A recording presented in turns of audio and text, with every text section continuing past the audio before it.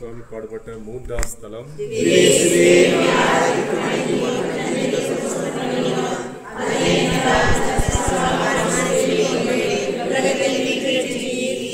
இயேசு முதல் முறை தரையில் விழுகிறார். இயேசுவின் விழிகளில் கவனம் குறைகின்ற போது விழுகின்றார். தோளில் தாங்க வேண்டிய சுமை அதிகமாகும் போதும் விழுகின்றார். மனதில் ஆற்றல் குறைந்த நேரங்களில் விழுகின்றார்.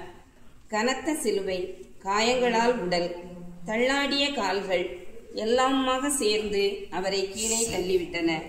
பலரும் அவரை வேடிக்கை பார்த்து கொண்டு நிற்கிறார்கள். சிலர் கைகொட்டி சிரிக்கிறார்கள்.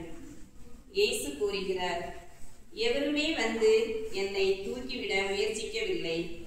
நானாகவே திக்கி திணறி ஒருவிதமாக எழுந்துவிட்டேன்.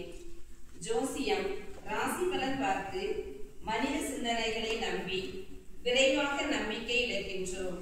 வாழ்க்கையில் எத்தனையோ மனிதர்கள் விழுகின்ற போது வேடிக்கை பார்ப்பவர்களின் கூட்டத்தில் தானே நீ நிற்கின்றாய். என்றைக்காவது ஓடி போய் உதவி இருக்கிறாயா? சிலர் விடுவதற்கு நீயே காரணமாக இருந்திருக்கின்றாய். சதி செயல்களால் பிறருடைய தொழிலை முடக்குகிறாய்.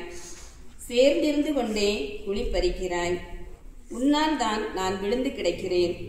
உன் சதி செயல்களை நிறுத்திவிடு. விழுந்தவர்களின் வரிசையில் என்னை பார்த்திருக்கிறாயா? நீ வீழ்த்திய ஒவ்வொரு மனிதரும் நான் தான் என்பதை மறவாதே. நமது பதில், இயேசுவே, எனது செயல்கள் உம்மை வீழ்த்திவிட்டன. விழுந்து கிடக்கிற மனிதர்களில் உம்மை கண்டுகொள்ளாமல் ஒதுங்கி போய்விடுகின்றோம். சில நேரம் ஓரமாய் நின்று வேடிக்கை பார்க்கின்றோம். விழுந்தவர்களை எடுத்து விடுகின்ற கடமை எனக்கு உண்டு என்பதை மறந்திருக்கிறேன்.